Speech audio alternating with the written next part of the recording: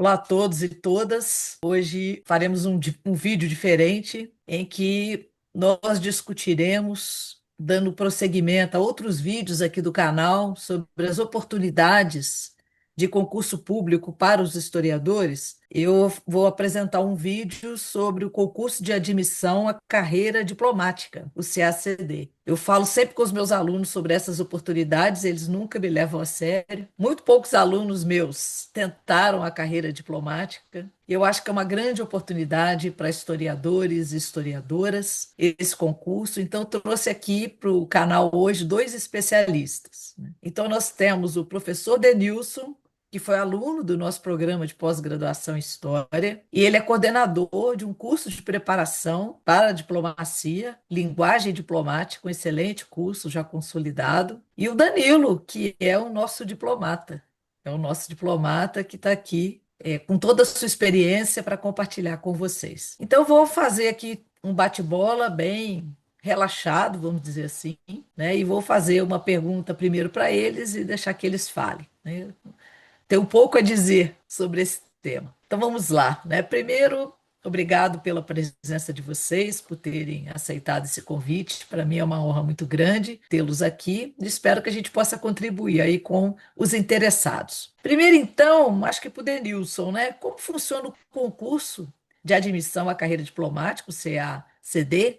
Quantas vagas são? Como é que é o edital? O que você espera de um candidato à diplomacia, Denilson? Então, Cláudio, em primeiro lugar, agradeço pelo convite, né? É uma honra estar aqui no seu canal. Bom, e, enfim, uma honra também estar aqui do lado do Danilo. Tudo bem, Danilo? Bom, vamos lá.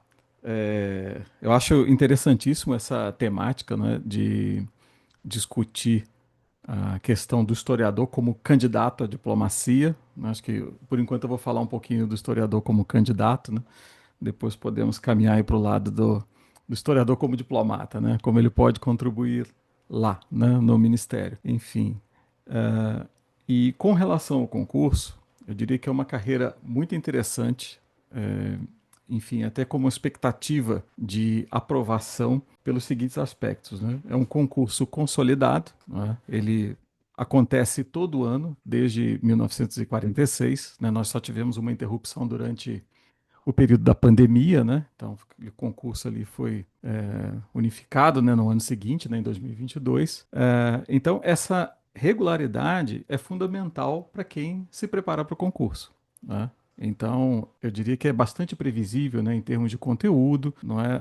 Enfim, é uma carreira em que você pode investir nos estudos de um ano para o outro, que você vai ter o edital ali, com certeza, né, aberto no outro ano. Enfim, normalmente ele oscila entre umas cerca de 25, 30 vagas, né? Nós temos os piores momentos, são as 26 vagas, né, Danilo? Mas normalmente essa é a média de vagas, né? Danilo depois pode até dar um ponto de vista do porquê disso, mas tivemos, né, vários momentos aí em que o número de vagas foi mais alto, né? Tem a época das famosas 100 vagas, né, do governo Lula, e agora recentemente, né, pelo menos nos últimos 2 anos, nós tivemos 50 vagas, né, nos dois últimos editais. Então, primeiramente, eu diria que são aspectos interessantes do concurso, né? Essa regularidade, o tempo de aprovação, né, ele é relativamente longo, né?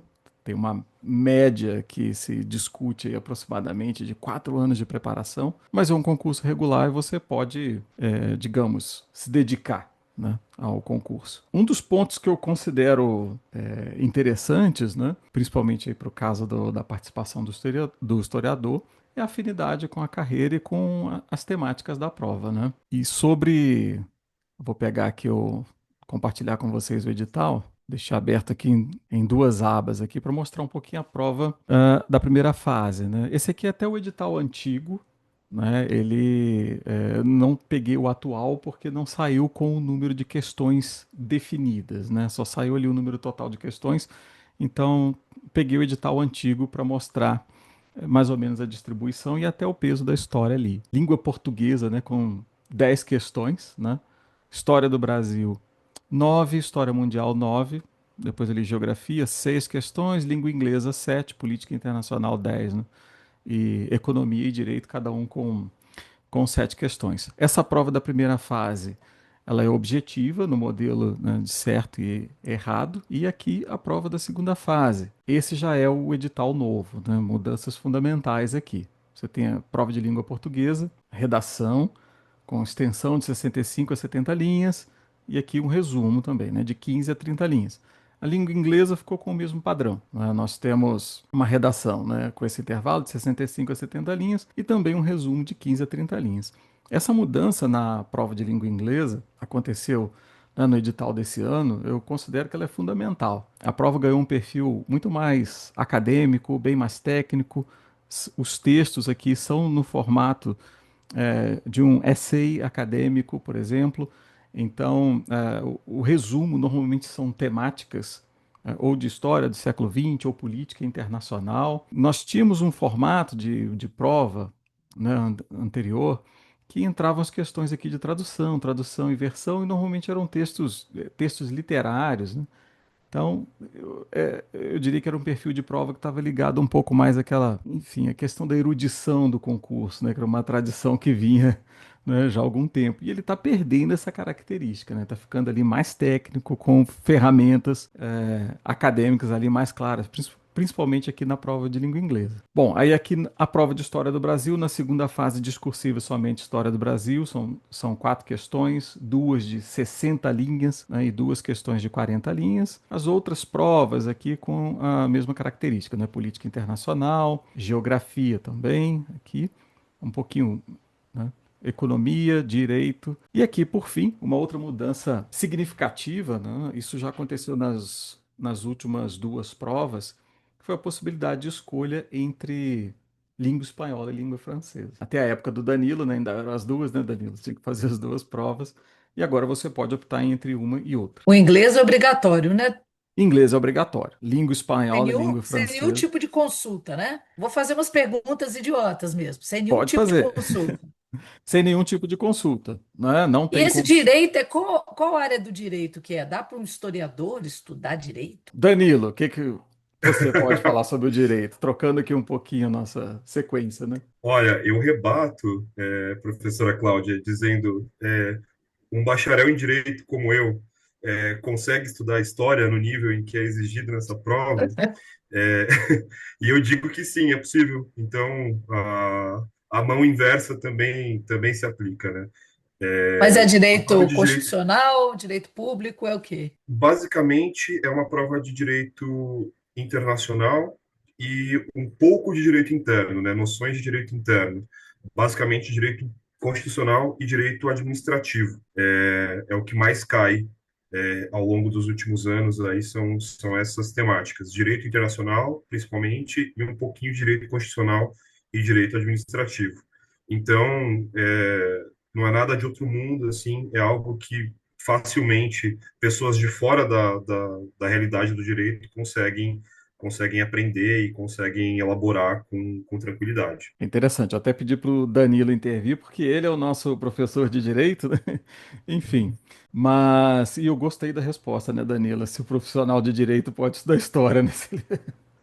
Essa é realmente Exato. uma perspectiva interessante. Esses aspectos, né, essas mudanças, por exemplo, na prova de inglês e principalmente na prova aqui de língua espanhola, né, e língua francesa, são assim, fundamentais, né, do ponto de vista da preparação. Foi uma redução bastante significativa do peso, né, dos idiomas, né. A redação ela ficou um pouco mais extensa, né, ela era anteriormente uma redação de inglês de 50 linhas, foi para 70 linhas, mas eliminando as traduções, né, com isso melhorou bem a parte metodológica de preparação para o inglês e etc. E eu diria, né, com relação à prova de língua inglesa, como são ferramentas acadêmicas, né, é perfeitamente possível, né, o candidato se preparar ali por um tempo de forma adequada e desenvolver essas habilidades, fazer o resumo, fazer a redação, mesmo que ele não fale inglês, não fale fluente. São mitos, né, que você precisa comunicar fluentemente, etc. Isso é uma barreira para muitos, né? Essa percepção do idioma, né? De que você precisa falar fluentemente. Então, são questões técnicas. Você pode observar ali a prova de língua espanhola e língua francesa, né? O resumo e a versão, né? Passar do português para o outro idioma. E tem um tema, Denilson, que eles sorteiam, alguma coisa assim, para essa redação? Redação de inglês normalmente são temas de história do século XX ou temas ligados à política internacional e diplomacia. Nos últimos anos, nós tivemos muitos tópicos, né, muitas questões relacionadas à evolução da diplomacia, da prática diplomática. Enfim, é um conteúdo que ele acaba sendo estudado mais especificamente, né, na preparação para a prova de inglês, porque ele não é exatamente abordado lá no estudo de política internacional, por exemplo, né? Então, a disciplina de política internacional ela vai se dedicando ali aos aspectos, né, mais de PI ou atualidades, etc., mas talvez não entre tão especificamente na diplomacia em si. E a prova acaba abordando esses temas, né? Mas eu diria que as Vira e provas mexe antigas. também, Pode falar, Danilo. perdão, professor. Não, vira e mexe também abordam temas do dia a dia, né, do cotidiano, do diplomata. Geralmente a prova de inglês tende a trazer esse peso mais prático, né, do cotidiano diplomático mesmo. Como o professor Denilson estava dizendo, é diferente da abordagem mais epistemológica da prova de PI. Exatamente. Olha, três exemplos de completamente diferentes de questões discursivas, né, da redação de inglês. Nós já tivemos uma questão sobre a pergunta era exatamente, né, para você discutir por que a Primeira Guerra Mundial tinha sido considerado um movimento, um evento inevitável, né, pelas lideranças da época. Então, bem lá, né, voltando à Primeira Guerra. Nós tivemos uma, talvez 21 ou 22, né, Danilo, sobre era para você escrever sobre os esforços do Brasil em busca do assento permanente no Conselho de Segurança. Então, 21. 21, né? Então nós tínhamos que essa o Danilo sentiu na pele, né, Danilo? Essa Foi. questão era necessário falar dessas ações dos anos 90, 2000 até então, e no final ainda sugerir um comportamento do país em busca desse objetivo. E temos questões também no sentido de, por exemplo, mídia social, né? Como que ela impacta na rotina ou na diplomacia. Então, alterna um pouco nesses temas. Mas os últimos 2, 3 anos concentraram bem a questão da prática da diplomacia em si. Mas, Agora a gente nota, desculpe, ô, Denilson, te interromper, a gente sim, nota que a disciplina que tem mais questão é a história, né? exatamente. Ela tem um peso significativo ali, né, na Na primeira própria fase. política internacional também tem um conteúdo histórico, né? Ou não? Exatamente. Sim. A prova de história, ela é um eixo nesse concurso, né, Danilo? Você tem ali, objetivamente, né, um número significativo de questões de história, você somando história mundial e do Brasil, e ela dialoga muito ali com a prova de política internacional e de economia, né? Própria Sim. economia, né? A prova de Geografia. história, exatamente, a prova de história eu considero ela absolutamente central, tanto pelo peso estratégico, né, é quase 30% dos pontos na primeira fase, é muita coisa, né, é um caminhão, nós, candidatos, né, costumamos dizer isso, né, a prova de história é uma prova que não pode ser negligenciada, ela tem que ser feita com muito cuidado, porque tirar uma nota baixa na prova de história significa provavelmente ter poucas chances de classificação. Mas, para além disso, né, ela é uma prova que dialoga muito com todas as outras áreas, né? Dialoga tanto com as línguas, né, que caem na primeira fase, língua inglesa e língua portuguesa, dialoga muito com política internacional. Um dos tópicos da prova de política internacional é justamente a história da política externa brasileira. E, além disso, é muito próxima, né, a relação da política internacional contemporânea com a história do século XX, né? Não tem como você dissociar as duas coisas. Obviamente com geografia, obviamente com economia. Acho que a única prova que fica um pouco mais alheia, que não orbita tanto assim em torno do planeta História, é direito. E mesmo assim ainda tem algumas ressonâncias ali, mas de fato, história ela está espraiada por toda a prova e por toda a preparação do candidato. Sim, eu diria que ela tem dois pesos aí, né? Um objetivo, Sim, como você colocou, no conteúdo em si, né, que está presente, sim, né, ali de forma marcante pelo número de questões, né, mas pelo diálogo com as outras disciplinas, né, e como base de preparação do candidato também, né, para ele trabalhar com todo o Exatamente. restante, né, ele depende desse eixo da história para, enfim, articular as informações de todas as outras aí. E eu diria Sim, que, enfim, nós temos por esse lado, né, uma presença marcante de questões na prova, um conteúdo de peso que vai além da prova de história em si, né, nesse diálogo com todas as outras, e agora chegando num ponto, né, antes de passar a palavra de uma vez para o Danilo, o que eu acho fundamental é falar do perfil do historiador, né, como candidato, que, enfim, é um concurso que, como podemos ver aqui pelas provas, né, exige uma série de leituras que são, né, dentro ali da área que o historiador está acostumado a lidar ou são afins. O perfil do historiador que precisa de muita leitura, que conhece pensamento político, pensamento econômico, tudo isso é necessário para o concurso. Então, o historiador que tem ali o hábito, né, ou realmente precisa, né, trabalha com muita leitura, muito volume de leitura, são realidades que fazem parte, né, do concurso. E, obviamente, né, tratando principalmente, né, já dos historiadores que estão na pós-graduação, estão passando pelo mestrado ou no doutorado e já aprofundaram bastante, né, nas leituras línguas estrangeiras, isso é essencial aqui. E E na o título preparação, conta? O título conta? Mestrado, doutorado não, em história, não, não conta. não não, é, título. lamentavelmente para esse concurso não há a previsão de provas de títulos, né? É É isso. apenas a prova teórica. E, e a bibliografia da história é uma bibliografia atualizada ou é só uma historiografia assim, dos anos 60, 70? Ela é super atualizada, professora, super atualizada, e eu acho muito bacana. A bibliografia da história, particularmente, é uma bibliografia que se renova constantemente nesse concurso. É, inclusive, o próprio livro da senhora já foi referenciado algumas vezes, em alguns dos concursos mais recentes. Me recordo que no concurso de 2019, né, caiu uma questão que pouquíssimas pessoas estavam preparadas para tal, e aqueles que estavam preparados eram justamente aqueles que tinham feito a leitura, ou pelo menos tinham contato com o texto, com o seu texto, né, o Teatro das Oligarquias. Então, não é uma historiografia parada no tempo, não é uma historiografia engessada, é sempre muito Mas pega os atualizada. clássicos também, Isso né? Os pega os clássicos clássicos também são também. abordados. Caio Prado, Sim, Florestan Fernandes, sim, Hobsbawm, exato. Bisbal. É necessário ter uma percepção assim do que é a historiografia clássica, mas eu acho que esse concurso ele também é muito desafiador porque ele vai se renovando para nos incluir novas leituras, né? Muito bom, Sim, muito e bom. tem uma coisa que é interessante também, digamos, a bibliografia, né, na linha da historiografia, dentro da área da diplomacia, né? E aí tem uma Sim, produção vasta aí também, né, Danilo, da FUNAG, né, com sim, materiais exatamente. interessantíssimos sobre a história diplomática em si, né, uma linha em que ele realmente acaba especificando. E a E FUNAG, pessoal, tem uma Exatamente. série de livros para download gratuito, né?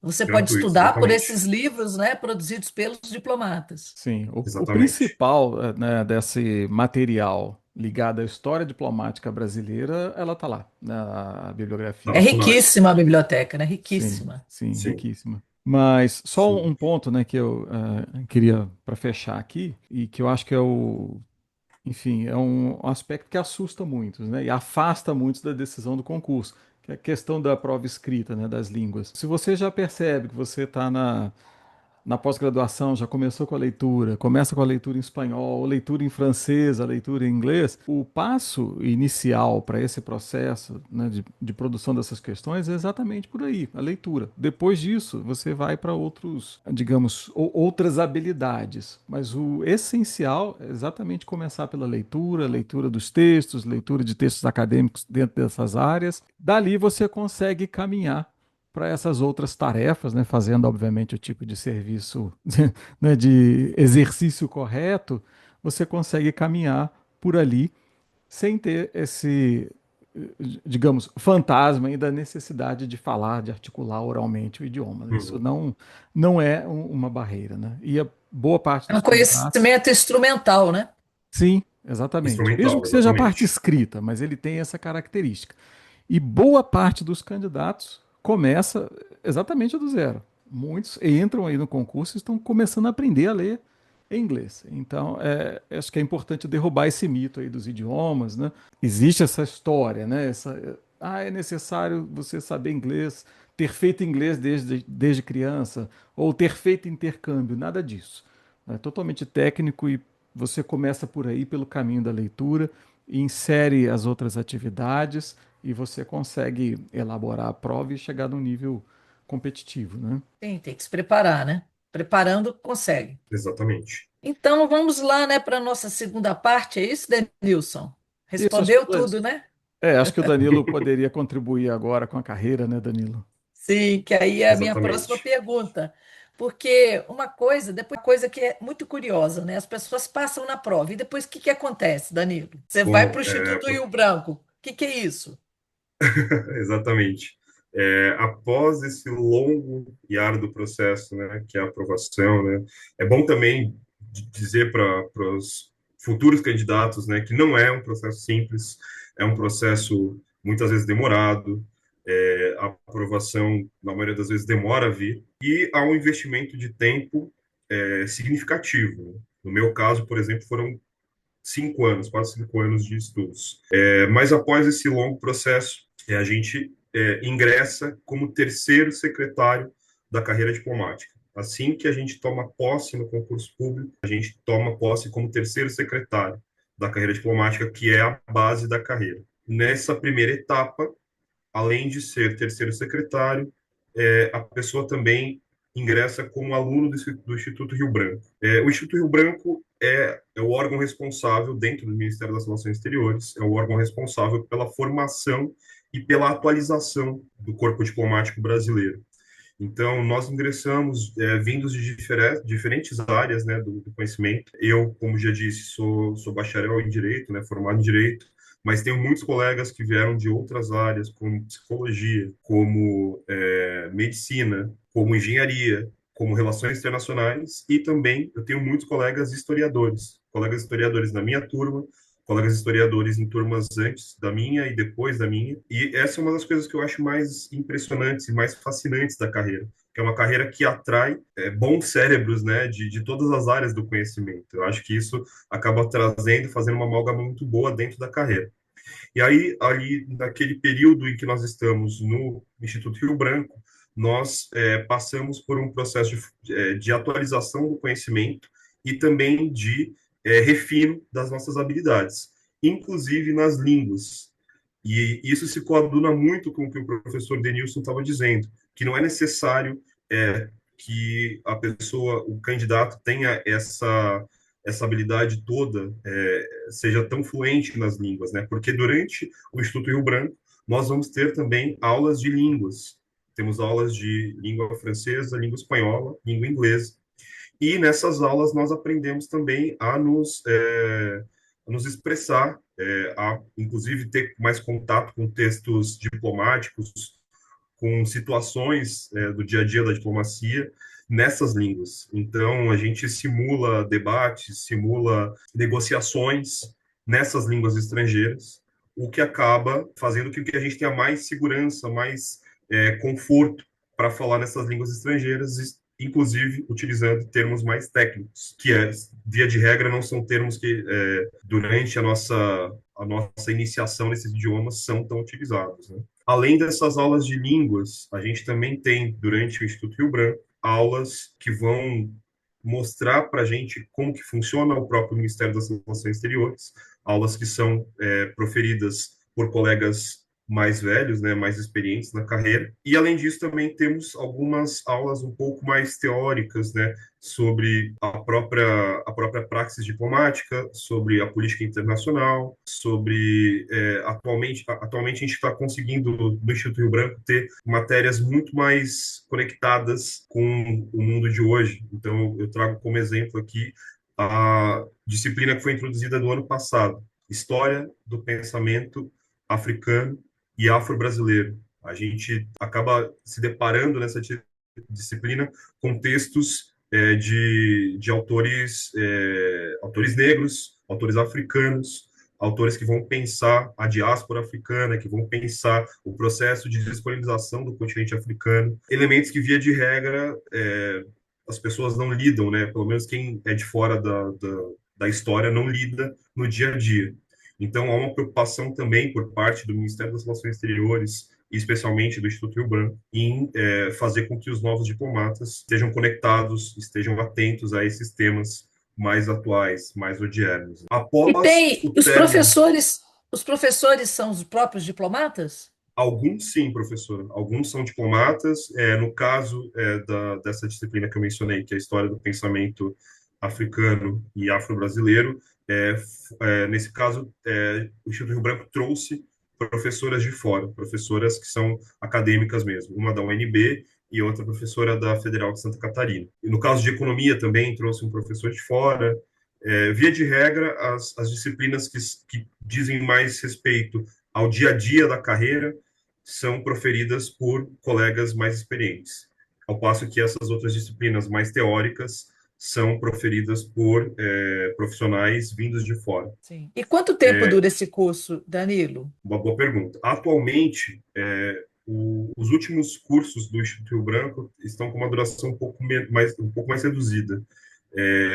A minha turma, especificamente, eu sou da turma que passou em 23 e tomou posse em 24. Então, o nosso Instituto Rio Branco foi de fevereiro de 2024 até setembro de 2024. Foi um pouco mais curto do que as turmas anteriores. E para a turma que tomou posse neste ano, 2025, eles também terão um período um pouco mais reduzido. Eles tomaram posse agora em final de janeiro e está previsto que o Instituto Rio Branco deles acabe por volta de agosto ou setembro. Então, também um pouco mais reduzido. Nesses dois casos, né, a principal motivação para que seja um pouco mais condensada a formação é em virtude dos grandes eventos que o Brasil está recebendo. Ano passado, o G20, este ano, o BRICS e a COP30. Mas é muito variado, assim. Pode ser que em alguns momentos a formação seja mais estendida ou mais reduzida conforme a disponibilidade do poder público, conforme a necessidade do Ministério das Relações Exteriores e conforme esses grandes eventos permitam ou demandem, né? E vocês necessariamente servem em outros países ou um diplomata pode fazer uma carreira toda em território nacional? Não, também uma ótima pergunta que muitas pessoas já me fizeram a respeito. A nossa carreira funciona principalmente para trabalhar no exterior. Atualmente eu estou lotado aqui na Secretaria de Estado, em Brasília, mas depois de um tempo, depois de um período, é esperado que eu aplique para uma das vagas no exterior, para uma das vagas em alguma das nossas embaixadas ou em algum dos nossos consulados no exterior. E aí nós ficamos durante um período de tempo fora do Brasil, rodando por essas embaixadas e consulados, né, por esses postos que nós temos no exterior. E aí, depois de um tempo, nós voltamos para Brasília, ficamos mais um tempo aqui e saímos novamente. Então, a dinâmica é sempre óbvio. Você pode voltar para o Brasil, é esperado que você volte. O Ministério das Relações Exteriores também precisa que tenha gente aqui em Brasília, né, para ajudar na formulação da política externa, mas é necessário também que essa mão de obra especializada esteja lá na ponta, esteja nos nossos postos diplomáticos no exterior, seja para ajudar as comunidades brasileiras no exterior, no caso dos postos consulares, seja para executar, de fato, a política externa, né, no caso dos postos diplomáticos propriamente ditos. Legal. Existe algum programa de ação afirmativa? Existe sim, e é um programa pioneiro, inclusive. O Programa de Ação Afirmativa do Instituto Rio Branco, ele existe desde 2002. Foi um dos primeiros a Olha, serem executados no Brasil, né?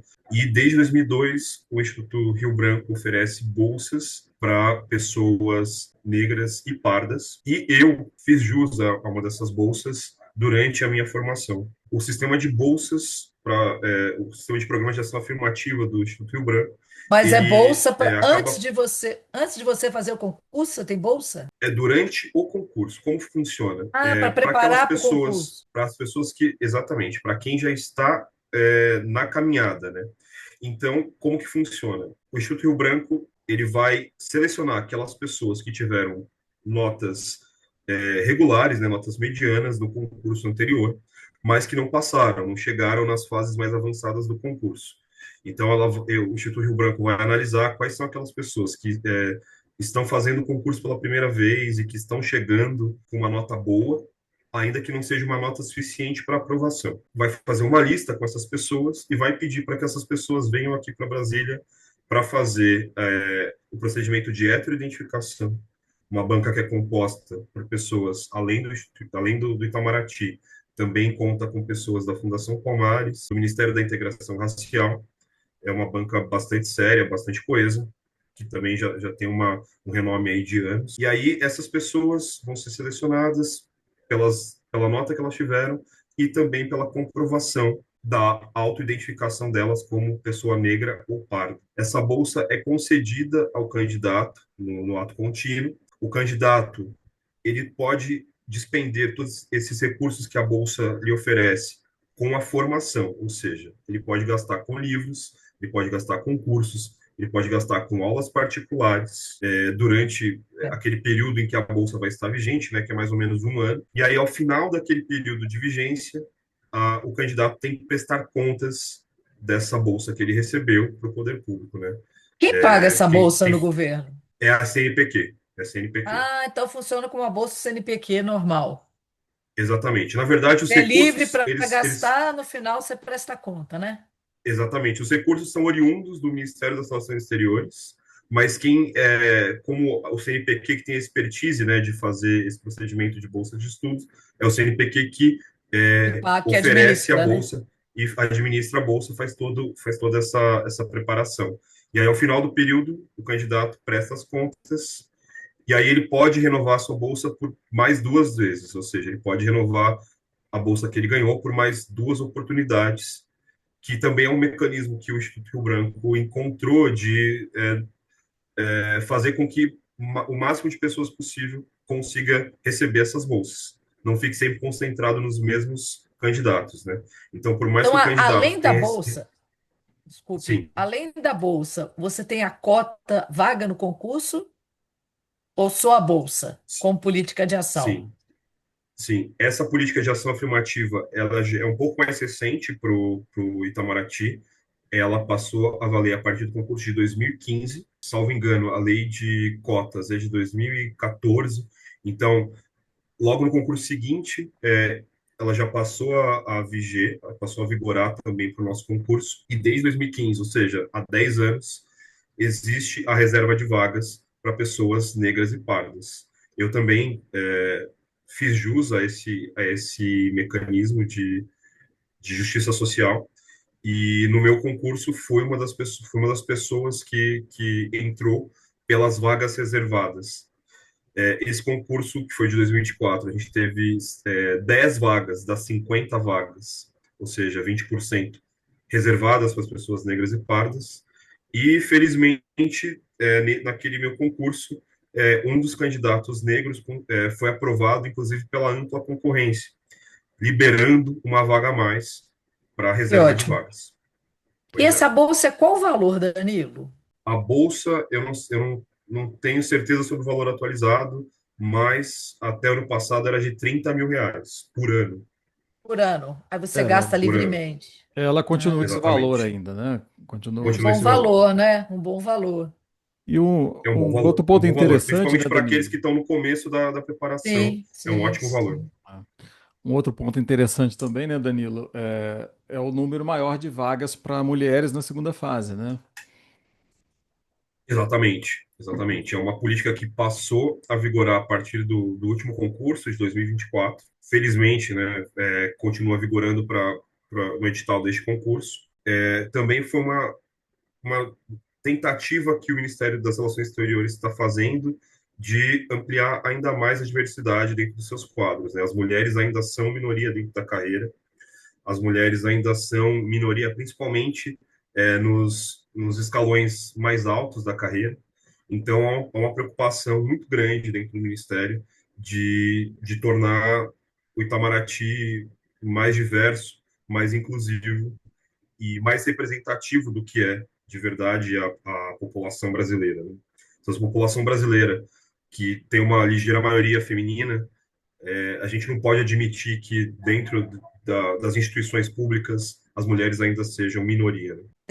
Mas é só na segunda fase, a cota feminina, vamos dizer assim. Isso, isso.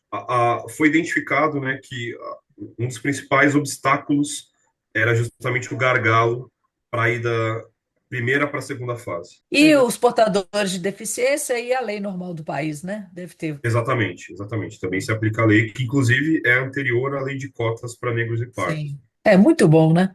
E o seu? Essa, não, Pode só uma falar. questão, nós estamos falando dessa passagem da primeira para a segunda fase, né? Também foi uma mudança importante, né, Danilo? A oportunidade das pessoas fazerem a terceira fase, porque tinha aquele filtro Exatamente, da segunda, que era a prova de português e inglês. exatamente. Então, Qual poucos que é a terceira fase? Então, ela não existe mais, né? Ah, que susto! Então são duas fases. Tá Exatamente. bom. Então, nos últimos 2 anos, né? Desculpa, 2 anos, agora contando 25, né? 25 e 24. Isso, Houve essa mudança em que você só tem duas fases agora. Então, a primeira fase é objetiva e na segunda você vai para a prova discursiva. E aí lá você vai ter a prova de inglês, né? E a prova de espanhol. Mas, até o CACD 23, você tinha uma segunda fase discursiva, que era a prova de português e inglês. Então, ali já era um filtro significativo, né? Então, poucos candidatos tinham oportunidade de fazer mesmo a terceira fase, né? Aí, na terceira fase, exato, entravam as duas línguas estrangeiras, né? As duas outras, né? Espanhol e francês, e todas as outras, né? História do Brasil, direito, economia, geografia, política internacional. Então, agora, com esse sistema, né, você tem essa chance maior, e principalmente para as mulheres, né, de fazer a terceira fase discursiva, né? exatamente. Exatamente, era um gargalo muito grande, principalmente a prova de inglês, né? A prova de inglês representava ali uma barreira muito grande para as pessoas irem da segunda para a terceira fase, porque a prova de inglês era também eliminatória, você precisava atingir uma nota mínima para chegar na terceira fase. E mesmo aquelas pessoas que atingiram essa nota mínima, se elas passavam da segunda para a terceira fase com uma nota muito baixa ali em inglês, era já praticamente descartado do concurso, porque ficaria muito difícil conseguir superar essa barreira que se criava, né? As somadas, né, as notas, né?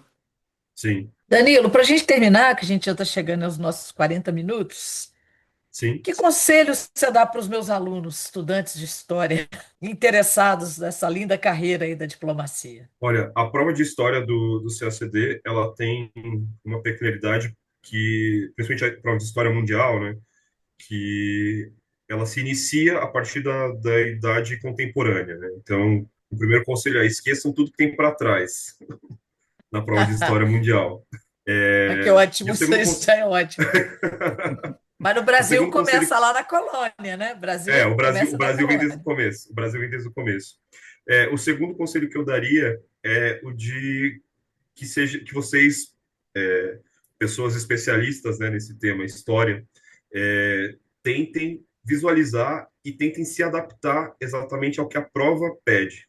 Porque muitas vezes pessoas que vêm da história, elas acabam tendo uma visão tão profunda, por serem especialistas, né, serem conhecedores profundos desse assunto, e muitas vezes a prova do CACD, ela pede uma historiografia que não é exatamente a historiografia mais observada ou a historiografia mais clássica, por assim dizer.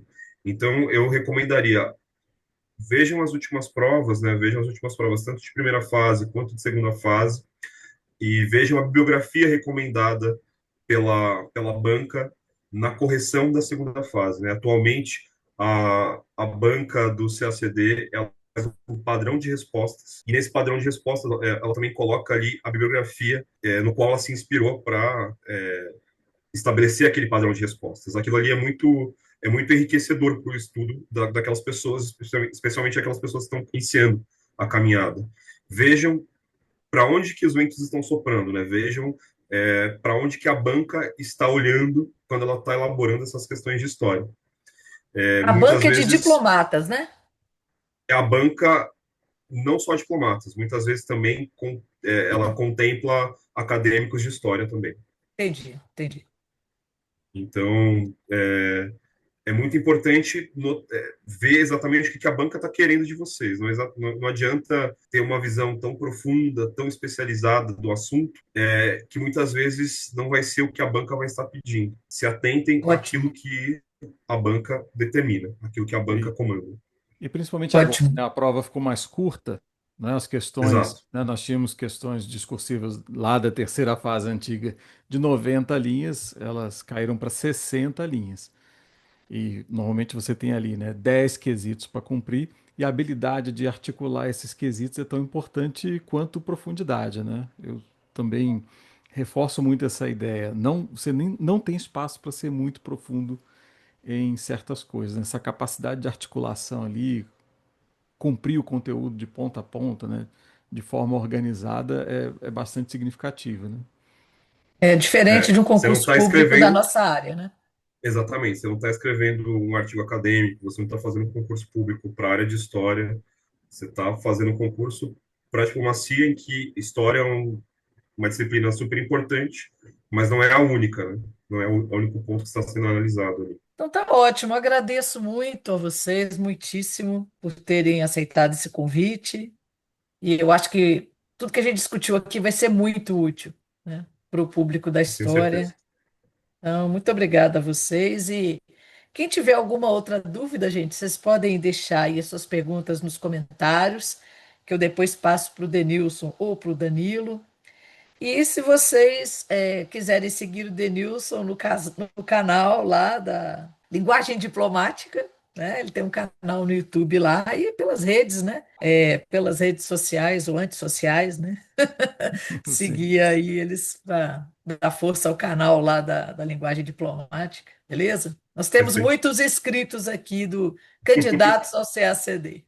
bacana, Cláudio. E Boa obrigado sorte a pelo todos, pessoal. convite. Isso. Obrigada a Foi você. uma honra estar aqui. Um abraço, pessoal. Bons estudos, Um né? abraço.